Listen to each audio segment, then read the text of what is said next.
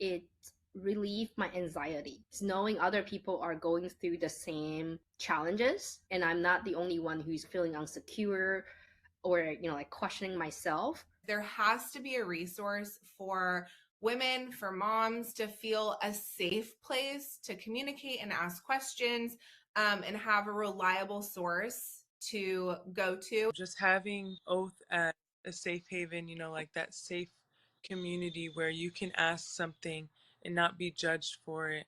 Just having that help, like that's just, it's everything. They're the village that we all talk about. Say, oh, it takes a village. Oath is such an important part of my village. What an honor it is to care for these parents and the thousands that have turned to Oath Care during such an important time in their life.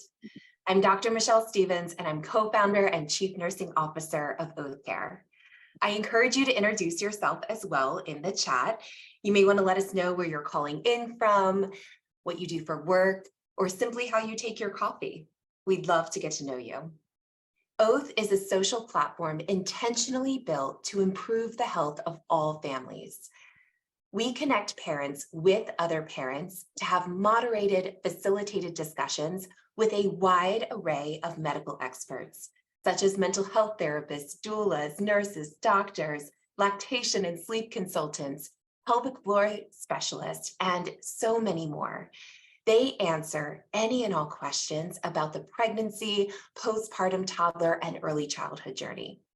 The Oath experts also host about 6 to 10 live, intimate calls every week so that parents can be deeply seen and receive radical support around often stigmatized parenting topics. As you may already know, Marisa Renee Lee, our keynote speaker for today, is author of Grief is Love, Living with Loss.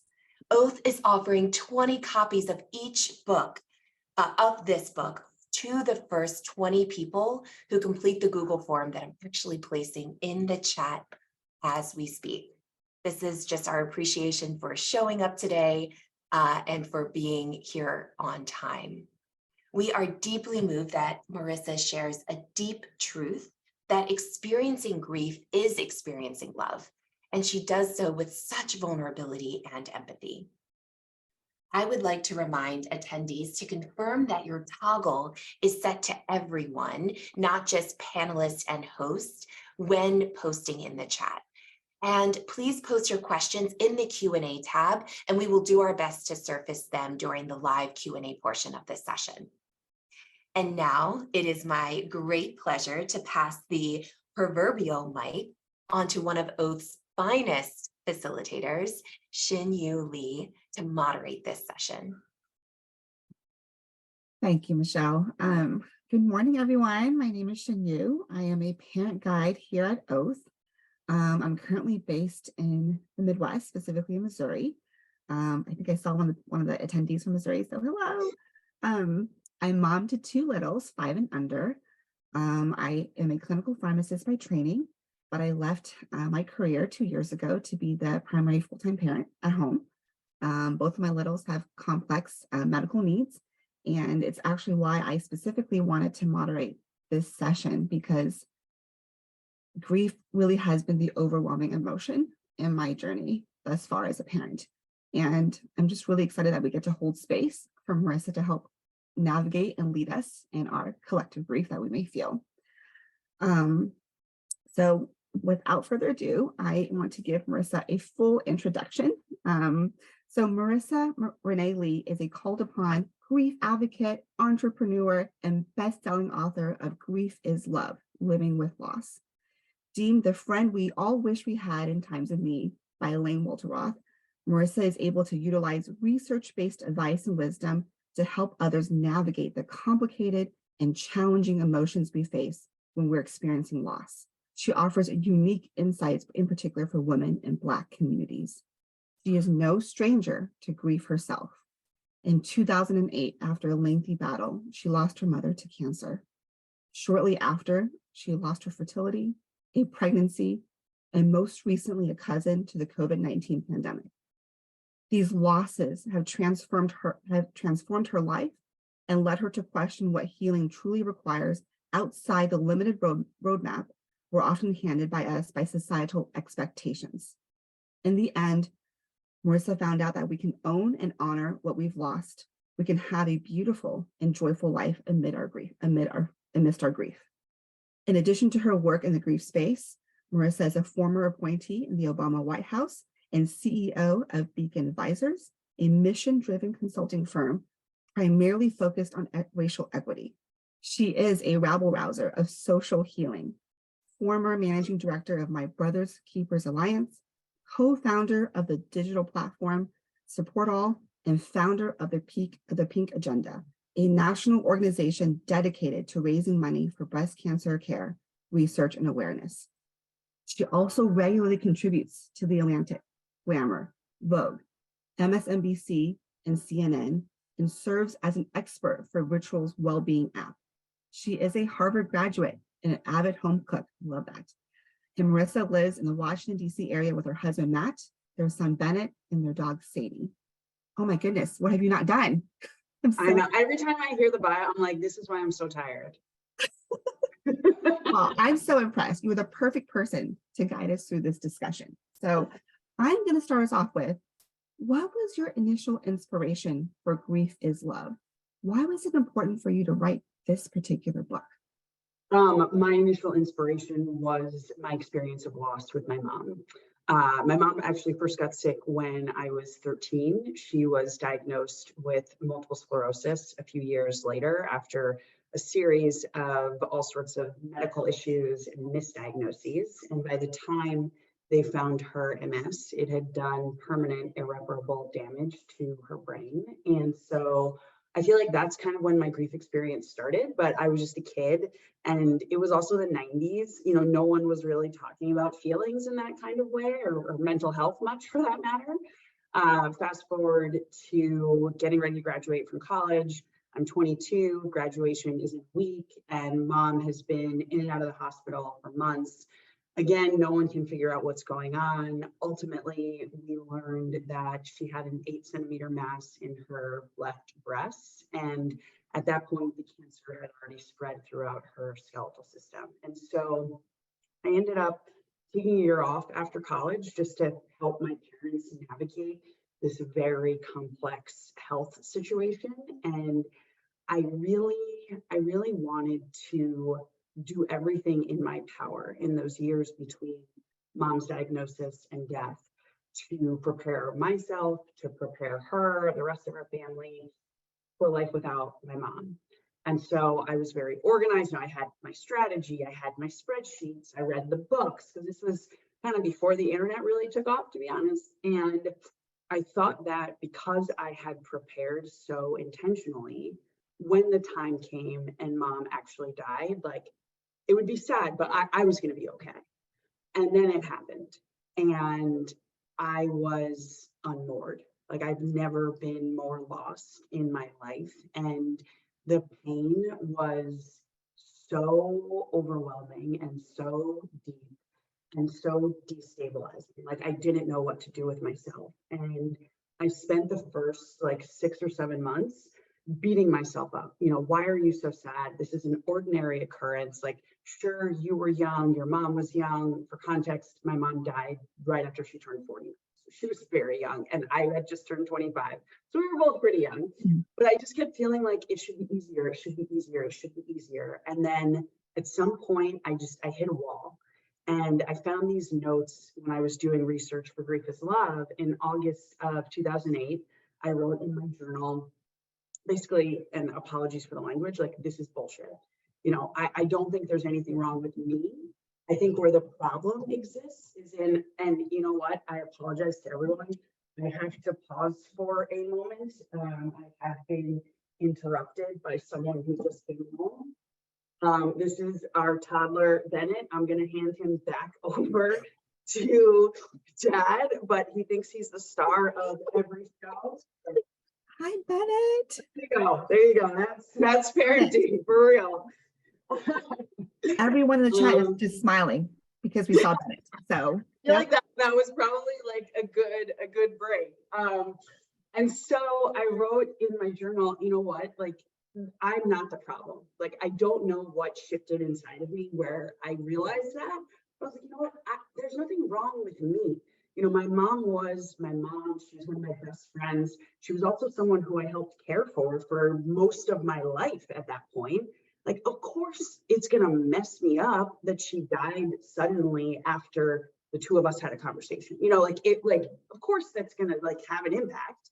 And I decided at that point, I was going to write a book about grief that wouldn't be sad and depressing, that would tell the truth about what grief really is and how it shows up. And that would be a New York Times bestseller. So far, we've done all but the New York Times list. I'm still working on that. So please buy yourself a copy and read this one. Yes. But between, you know, that like declaration that I wrote out for myself and when the book actually came out, the real tipping point was in late 2019. My husband and I lost a much wanted pregnancy. I knew that I couldn't conceive naturally before I even met my husband, Matt, who just rescued Bennett. And so we were going through egg donor IVF for years. And, you know, for folks who've been there, incredibly time consuming, expensive, medically invasive, stressful, you know, all the things like, and we started that process in August of 2016. Lots and lots of losses and lots of grief. And we finally, we thought, in our happy place, you know, like we finally got pregnant. Like this was it. This was like the last viable embryo. This was going to be our baby. And then it wasn't. And that just like completely rocked me.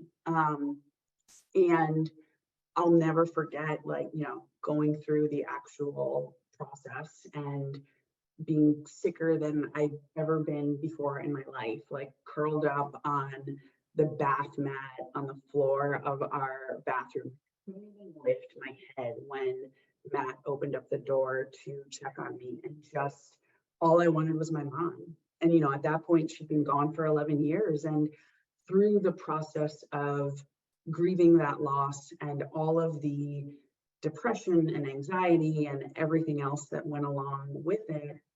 And then, mind you, I was dealing with that grief in the pandemic because a little bit after the loss, everybody was suddenly grieving.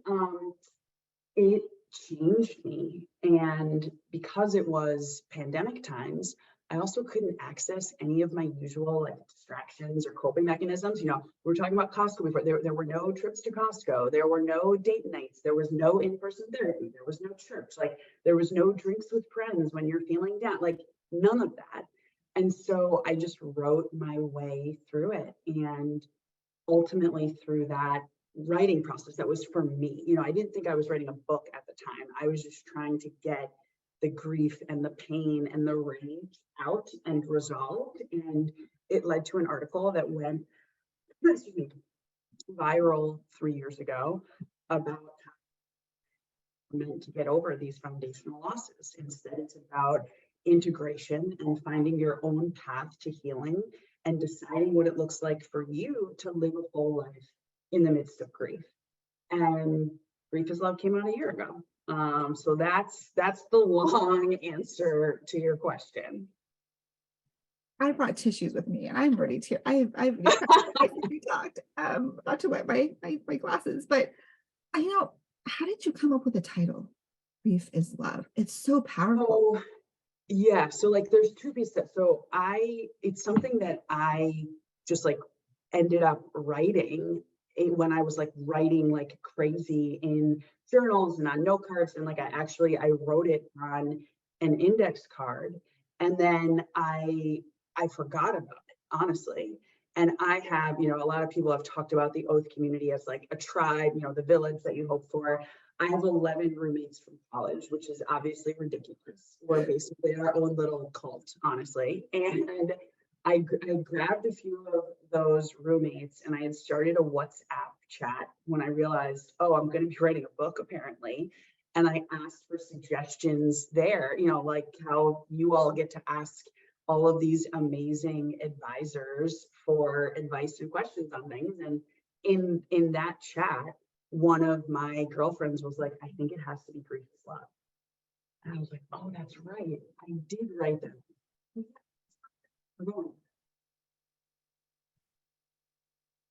What, one of the things that strikes me in my own grief journey is that we oftentimes think of grief as we've lost someone. Yeah. But I also, what do you think about the fact that grief is also just losing something? Like, for example, the loss of what I thought my career would look like, or the loss of what I thought my marriage would look like. Yeah. And the loss of what I thought my family would look like. Totally. This journey has been so different with two very hard kids, So what do you think about that? So two things. So 100%. And in the book, I tried to make the definition of grief expansive enough to include those other things. Like looking back, and like this is something that like I still get really upset about because I was so unaware. But I think about the grief that my mom must have gone through when she first got sick at 37. Like she was a mom that worked full time and was PTA and Sunday school teacher and, 2 kids and all the things. And all of a sudden one day, it turned out she had multiple sclerosis. Like, like I think about those types of experience, divorce, like any sort of major, anything that you believed was going to be a part of your life, a part of your future that suddenly gets taken away. Like that is a grief experience from my perspective. And so the definition that I ended up using in the book was grief is the repeated experience of learning to live in the midst of a significant loss. So nothing about death or dying in there because, just the loss of, like you said, what you thought your marriage was going to look like, what you thought your family was going to look like, your career. I'm sure, and I say this obviously not knowing exactly what you're dealing with at home, but even what you thought your relationship to and with your children was going to be like. Yeah. That is hard, and that is grief. Yeah, you're right. And there were many parts in your book that I highlighted. I'm glad. The one that currently stands out to me is where you said about, like, how does this compare with our understanding of the 5 stages of grief? Like you talk about, well, I'll let you share, but I was really moved by it because I never thought about it that way in terms of what we're taught about 5 stages of grief. I know, but that's because no one talks. Yeah, hate the 5 stages. Alana, I could not agree with you more. I don't want to get myself in trouble with like other grief experts out there, but you can like take the 5 stages and as far as I'm concerned, just light them on fire. I think the most important thing to know, and parents, and I feel like a lot of us were probably kids in like the 80s or 90s. Like, you remember that game Telephone? Of course. Something was lost in the game of telephone around grief because those stages, they weren't for you, Shinyu, or me, dealing with the loss of my mom.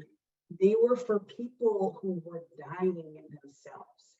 So Elizabeth Kubler-Ross's seminal research actually was focused on a completely different audience. Like, it was people who were terminally ill.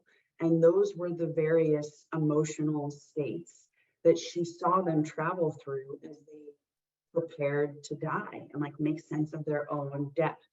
And so when you think about it like that, like, we've been completely misapplying a framework. And I think for all of us, whether you're familiar with the various developmental milestones and stages in childhood, or, something like the 12 steps program, you think of stages as this sequential path that you're supposed to march through.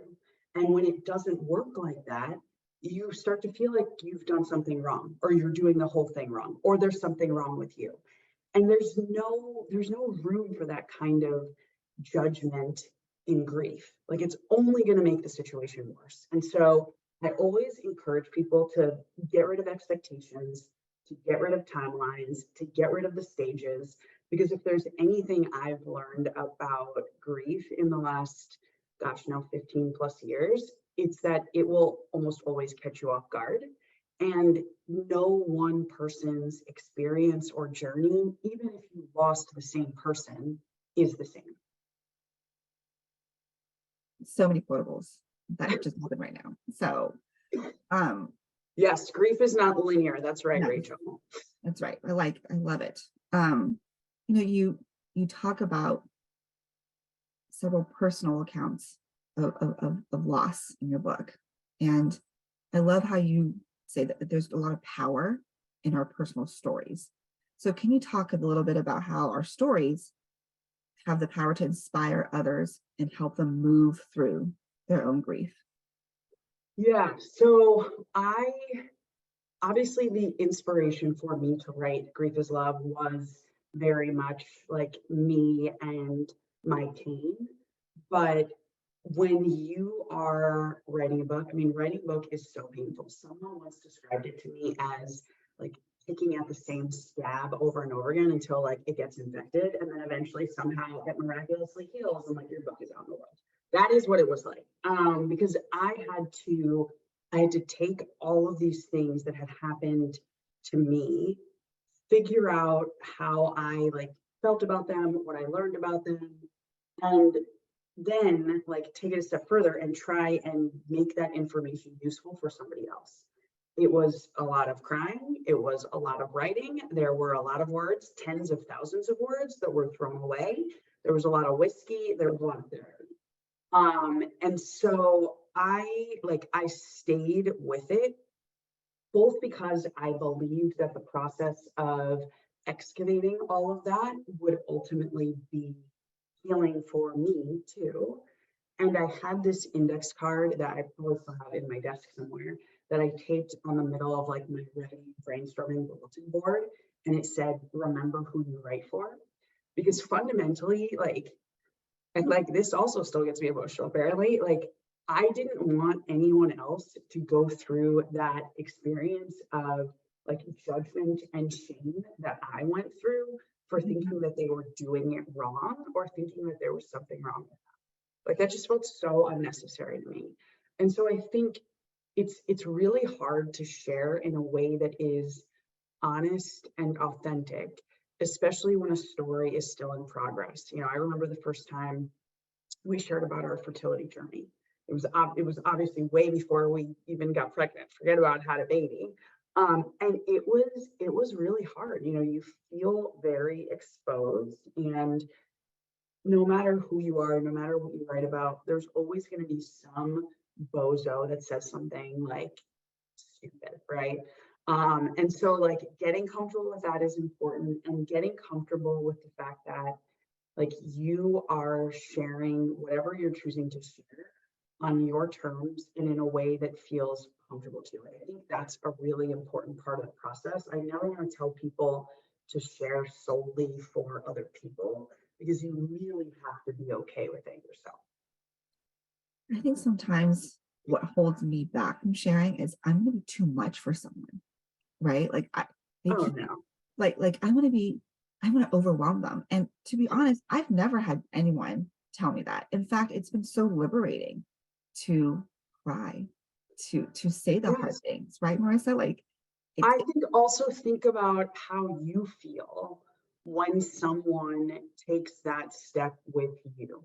You know what I mean? Like when someone tells you about their pregnancy loss or their divorce or the loss of a parent, whatever, like I feel honored when people do, like when I get emails from people, like I read your book and like this is who I lost and this is why I'm actually like, I'm so grateful. And so I want us to let go of this, like, I feel like it's too much or it's too overwhelming for people. I mean, we all just need to rewind to 3 years ago when everybody was a mess and everybody was talking about it and it was okay, because like that's just what it means to be human. we are human. We are absolutely human. I want to go there. I want to say, you know, May, every time May rolls around, it's Mother's Day, right? Later this month. Girl. Yep. And some of us are going to be celebrating Mother's Day. So how do you navigate this particular holiday? Oh, It is very complicated. I'll tell you, I was just thinking back on this recently. When my mom first passed away, again, I was in my mid 20s living in New York City. And everyone who I was friends with in the city lived somewhere in the tri-state area, basically. So everybody would go home, do their brunch, whatever with mom. And I used to go to a bar, not to like get drunk. I wasn't that out of control midday on a Sunday. I mean, sometimes, but not on Mother's Day. But I would do that because like I had a place and like I can literally still see this spot in Nolita. Or I could sit at the bar, I could get like a really good burger and fries and a glass of rosé. And you know who's not at a bar at like noon on Mother's Day? A bunch of moms. And so that initially was like my safe space. And last year Mother's Day was like particularly hard because I had been on the road at that point for about 6 weeks, selling Grief is Love, talking about grief all the time, talking about my dead mom all the time. And I had a son at that point, we had Bennett, but it was like weird and just very overwhelming, emotional. Like I ended up being late to one of my book events because I was spending some time just crying in the shower and being a little bit of a mess. This year, it is hard in a different way. And I've shared this a little bit publicly, so I'll share it here now. But my husband's mom has stage 4 breast cancer. And her birthday is like 2 days before Mother's Day. So it's a loaded day for a lot of people for a lot of different reasons. And so my advice is, first of all, figure out what your boundaries are and set them. Be intentional about what you decide to do, what you decide you aren't going to do, and also like who you expose yourself to. Like maybe you need to take a break from social media on Mother's Day. Maybe you don't need your timeline flooded with all of these happy photos of moms out to brunch and like doing lovely things with their kids. Maybe you need to unsubscribe from some marketing emails that will irritate or upset you with all of the Mother's Day advertising that turns on as soon as it's May 1st. Maybe you need to spend some time alone, which like I don't think I realized that was something that I did need for myself at that point, but like I absolutely did. And then I think be honest with some of the people in your life who you trust and ask them to support you, like whatever that looks like. And then the last thing that I'll say, if there are things that will bring you joy connected to this time of year, it doesn't have to necessarily be connected to Mother's Day, but even just connected to springtime and it being nicer outside, et cetera, access those things, whether it's something for yourself or something you do for someone else, a little bit of retail therapy, a glass of wine alone at a bar like me back in the day, whatever it is, do it because you do deserve some joy as well. One of the lessons that your book really reminded me of is we can have different emotions coexist at the same time. Like it is okay to feel grief and loss and then also joy. Like we need to give ourselves permission to feel all of those things. And that grief doesn't have to look a certain way. In fact, it's going to look very different, Marisa, right? For each and every one of us, depending on why we're grieving. Exactly. The loss we're experiencing. Exactly. Thank you for reminding me that it's okay to feel all those things. This has been a hard question for me, so I'm hoping that you'll give me a good answer.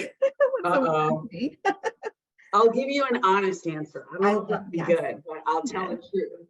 And that's why it's good. What does honoring our grief, loss, and healing process look like? What would you say to someone who asks, will my grief and loss ever go away? I don't think it ever goes away. And again, I could be wrong, but I've been in it for 15 years. And, you know, whether it's this experience that I'm in now with my husband that's super triggering, or even just things like knowing at some point I'm going to have to like really explain to Bennett like why he gets to spend so much time with my dad, but you know, there's no grandma. I think there will always be, I view them as sort of accommodations that we have to make based on our life experiences. Like, I'm never going to forget that I had a mom and that I had this amazing relationship with her. You're probably never going to forget the hopes and dreams that you had surrounding your children that like may or may not ever come to pass. And because of that, I think we are asked to regularly make space for that grief and for whatever we need to be okay in the midst of it.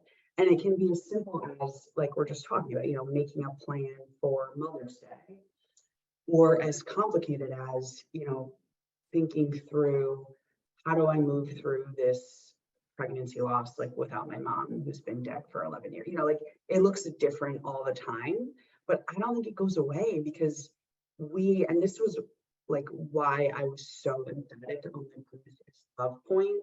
And this is science and research. This isn't just like Marissa's opinion now at this point.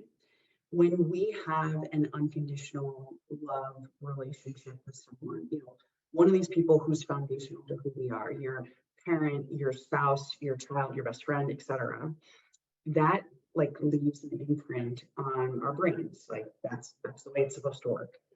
When they are no longer here, we have to figure out what to do with that imprint. Like it's not like your mind just gets erased or something. And so according to the research, like the healthiest way to cope with the hardest parts of grief and loss is to find your own path to continuing your relationship with the deceased. It's called the continuing bonds theory. And that's the like seminal work that I base my argument around because it was what I felt and it was what I was already doing. I just didn't know it was actually also supported by research. And I think one of the questions that people often ask and that I just want to address because it's important for me to clarify. Yeah. You know, when we think about love, we tend to think about like this amazing, happy, positive, sunshine and rainbows and butterflies type of experience. And really fundamentally, like love is both feeling and action. And so while I can continue to feel my love for my mom and her love for me, and I'm very grateful for that, she's not here to act on it. And that's where the pain comes in. You know, and people are like, how can grief be love when grief is also so painful? Like that is a big part of the pain. I like how you said it. It's feeling and action. Yeah, like think, you know, when we think about our relationships with our partners, for instance, like we love them, but we also love them because they do X, Y, Z thing, which means when they do these other things that we might not love as much, like we let it go, right? That's true. That's Theoretically. true. Very true. I know it. How can our society better support parents through grief? How do we love others, well during their grief journey? And I say this because, to be honest, oath did not exist when I was going through some really difficult things with my kids and their medical diagnoses. And I just felt so alone. There wasn't a strong community, and a lot of my friends just did not relate, to my specific type of grief. Yeah. I just wonder, what advice do you have for people who have friends or family who are going to figure out how to show up? Yeah. So, and I'll be curious to see, just given your experience, if you agree with this, because I feel like it's obviously very different, but having to deal with family members who you care for over a long period of time, who have serious issues like that is grief. And it's also a type of grief that I think is harder for people to understand and harder, therefore, for them to figure out how to show up. And so generally with grief, whether it's what you're dealing with, what my family dealt with for years when my mom was sick, or what we've talked about, right after I lost my mom, right after I lost my pregnancy, I think about support and showing up across like 3 categories. So the first one is just being a witness, like physically being present. If someone you love just lost someone they love, there is nothing you're going to say that's going to really make them feel better or be like the most perfect, most right thing. So let go of the words and just show up and be there. The day we lost our pregnancy, I had a couple of those 11 roommates who lived local in the DC area. They were at our house by that night, like forget about their kids, their jobs, or plans. Like they were at our house with whiskey and cookie dough and Chinese food. And we watched American Ninja Warrior. No one talked about what happened. Like I was not ready to talk about it. I was still taking the hormones just in case the pregnancy test was wrong, doing all of the things. And so just like them being there and being a witness, like I will never forget that. The other thing is practical support. I don't know what you have to deal with on a day-to-day basis, but I can only imagine how long and overwhelming and burdensome your shared to-do list with your husband probably is. And so, whether it's someone spending some time with one or both of the kids, so you can get out of the house for a little bit, or coming by and saying, I'm going to go downstairs and like do your laundry, or I just dropped off a meal. And just so you know, if you already made dinner, like it's something that can go in the freezer, like those practical things really do help. Because when our bodies and brains have been overcome by grief, like it really is harder to function. Like that's not a, oh, I just feel so off. No, you feel off because your body and your brain are trying to make sense of this thing that has happened to you. And then the third thing, and this is also one of my favorites, is offering something that is either authentic to your relationship with the person who's grieving, or potentially, maybe reminds you of the person that they lost. So after a pregnancy loss, I am a bourbon girl. Like lots of people sent bourbon, lots of people sent flowers. They knew that I love flowers. My mom loved flowers. But one of my girlfriends, she sent a care package from one of my favorite stores in the world, which is Murray's Cheese Shop in New York City. And it was all of these amazing cheeses and snacks and delicious things. Yes, Murray's, Rachel, it's so good. And she knows that I love cheese. Like we've shared a million cheese boards together over the years. And she was like, I know lots of people are going to send you booze, but you also need snacks. And I just felt so seen in that moment. And so giving someone something when they're suffering that reminds them that there is more to them, that there's more to the story, that it's not just grief and pain, I think can be really helpful. I'm not trying to make light of Murray's Cheese Shop, but can we just acknowledge how powerful cheese can be? Like, let's just. Oh yeah, 100%. Cheese is powerful. Oh my God. I had another friend, she lost her brother very unexpectedly in a hit and run accident a few years ago. And someone got her a monthly cheese subscription. So it was a gift that kept giving. So yeah. I love that. I think what I'm reminded of is when I'm in particular grieving, there's two needs I have, right? One is like the practical side, and one is the emotional side. And when people are like, Shanu, how can I support you? How can I support you and Scott? Like, what can we do? The thing is, Marissa, my brain is not functioning. Like and my thing to everybody is don't ask, just do. My friend, I love that. And that's exactly what one of my closest friends did. She said, she actually texted me, here's a menu. Oh, I love this. She goes, I'll put gas in your car. I will bring over, your favorite snacks. Or 3, I'll take your daughter out on a play date and you will have the whole and she goes, you must choose one. Yes. And to be honest, it's kind of what I needed to just be told, here it is, choose one. Because again, your brain is not processing information as efficiently as you are accustomed to it doing. Like that's a fact. That's not like, oh, like a feeling, like just like a light thing. Like, no, that is like a scientific fact. Like your brain isn't totally okay in that moment. And I wasn't, and I wasn't. And I also want, in terms of the emotional needs, sometimes we don't need to say anything, right, Marissa? Sometimes it's just being there with me as I'm silently crying. Totally. And that can be powerful more than any words that anyone can really say. I love it. Wow, I can't believe we just blew through like 45 minutes of time. And for the record, I have like more questions that I could ask, but in case you haven't seen, the chat is hopping. Like there are tons of like head nods, 100%. Like people are just really diving. There's a lot happening over there. Yeah, there is.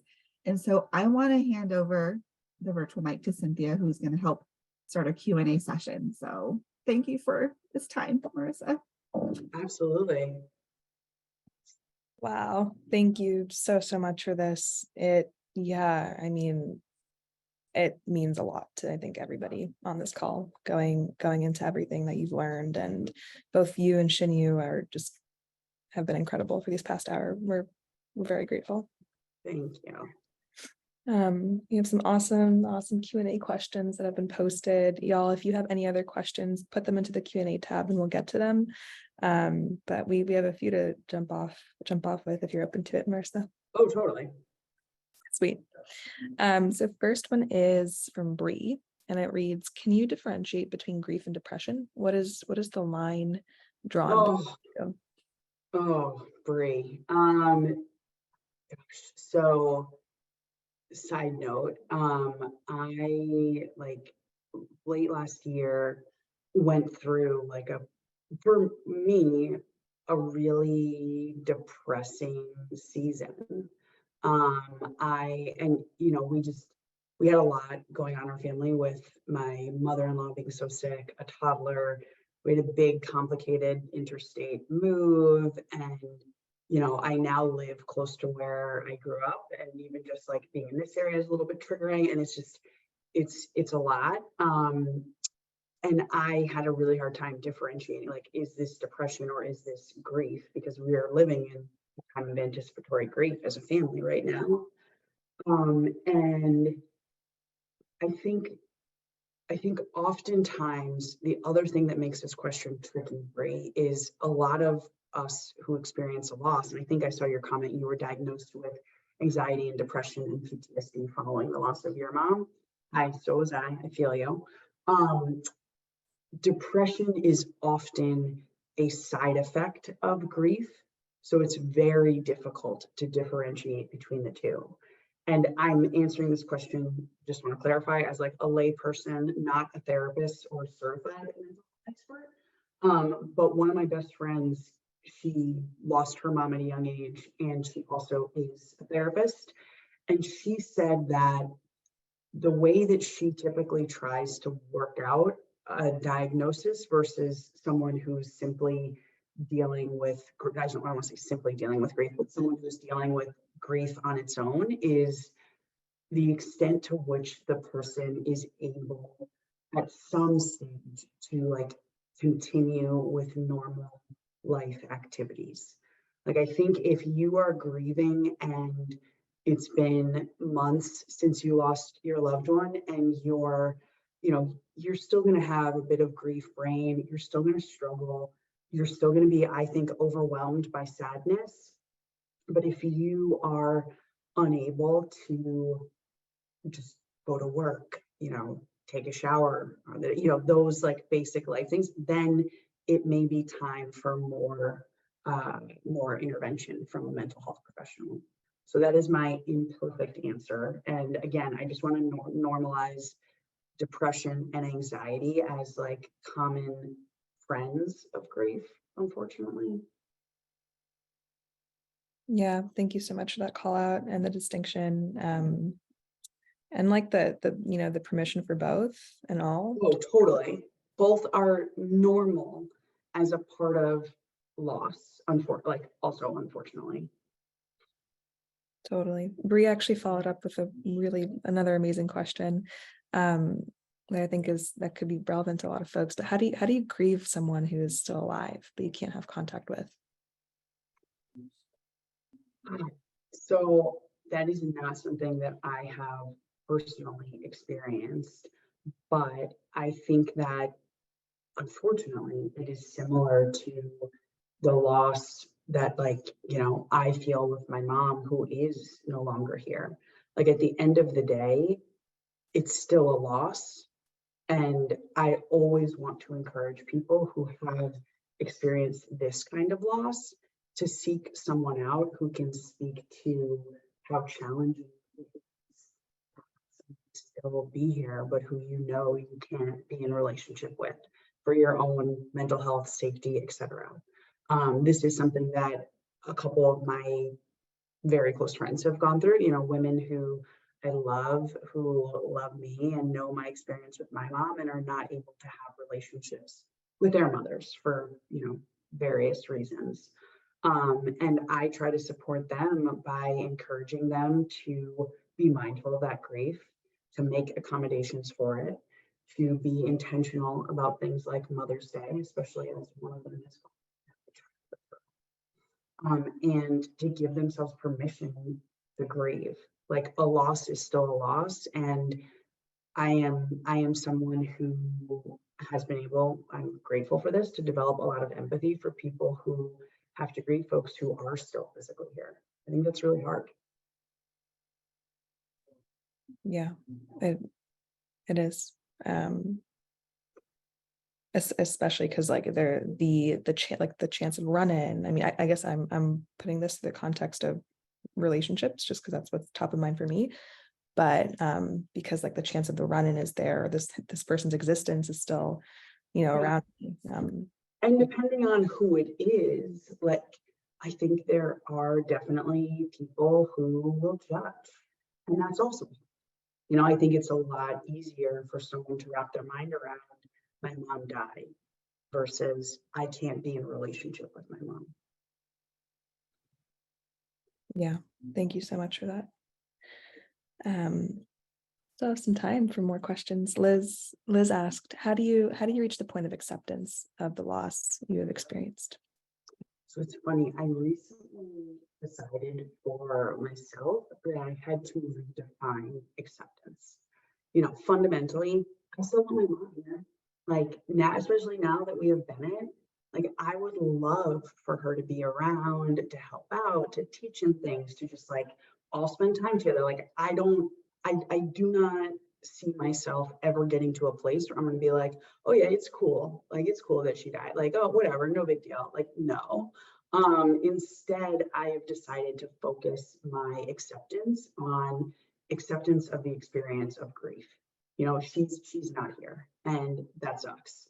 And sometimes it hurts more, sometimes it hurts less, but accepting the fact that, grief is going to be a part of my experience because of this loss, like, that has made the grief easier to deal with.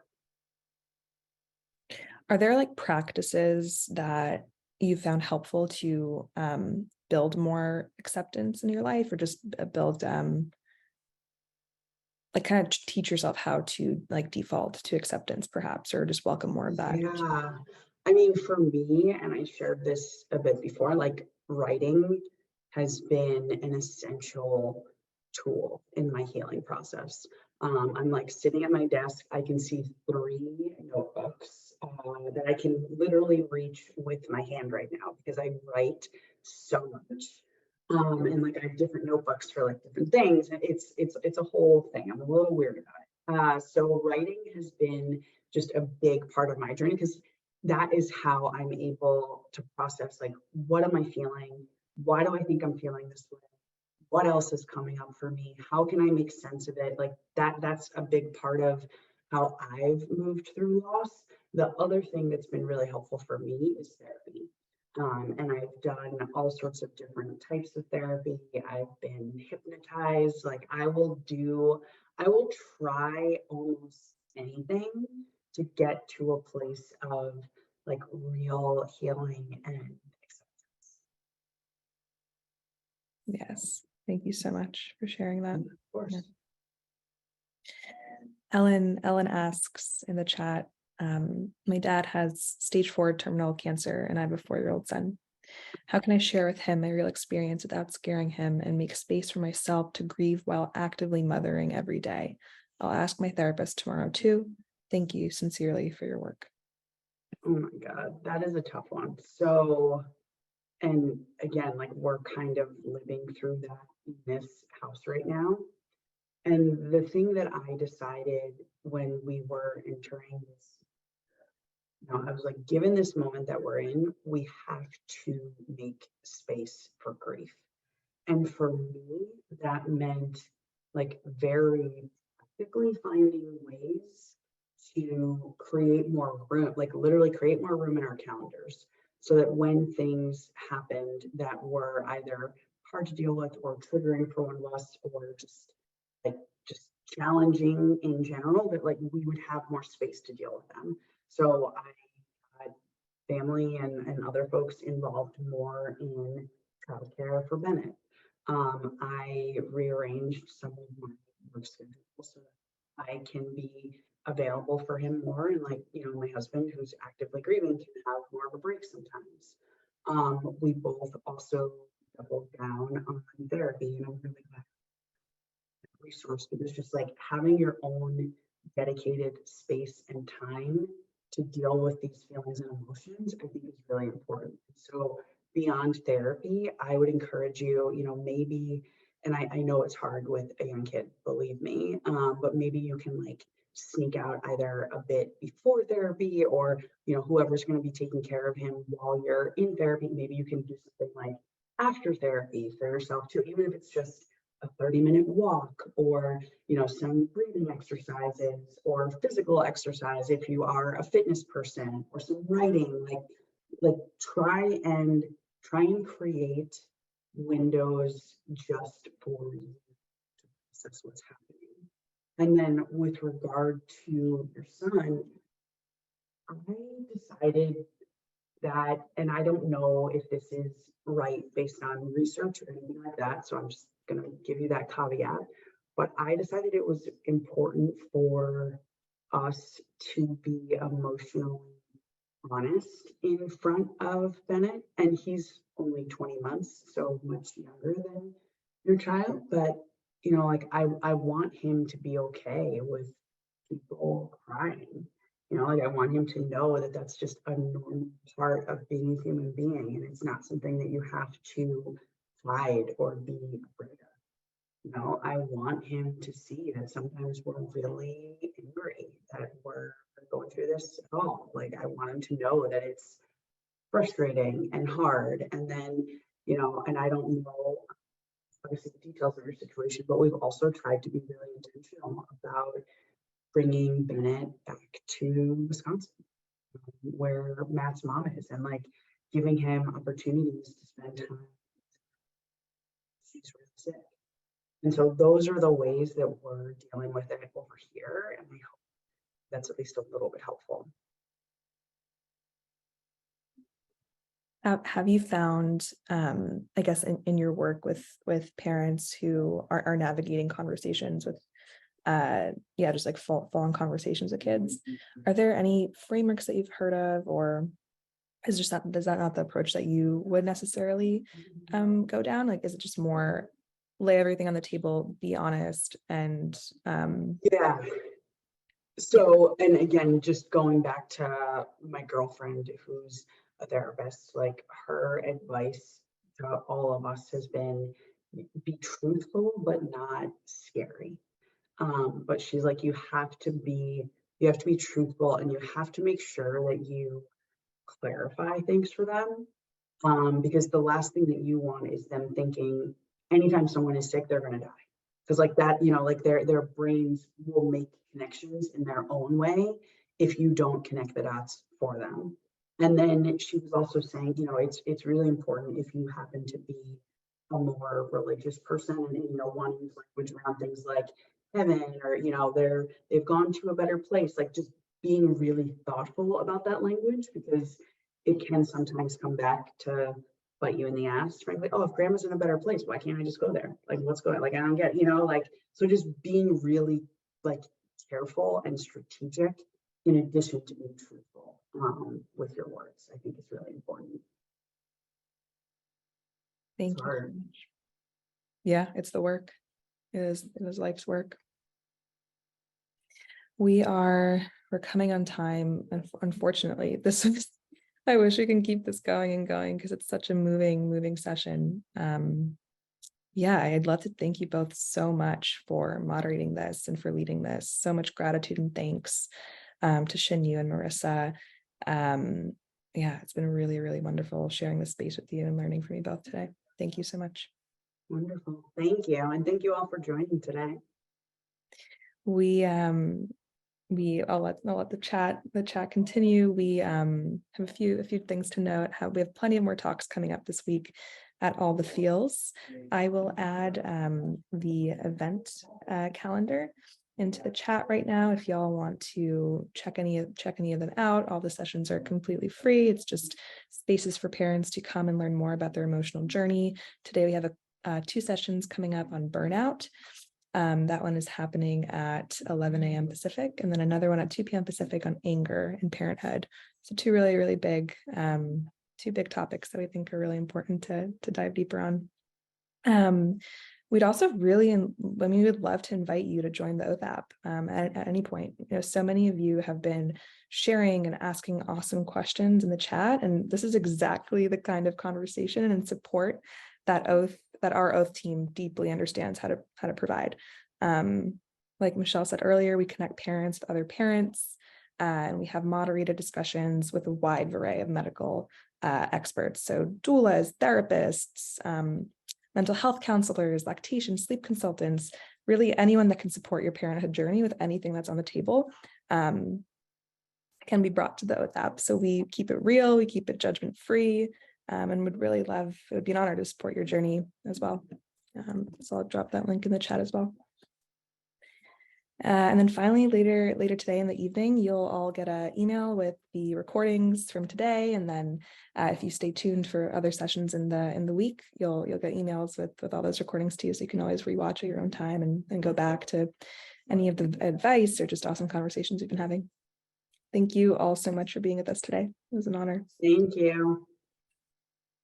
Be well.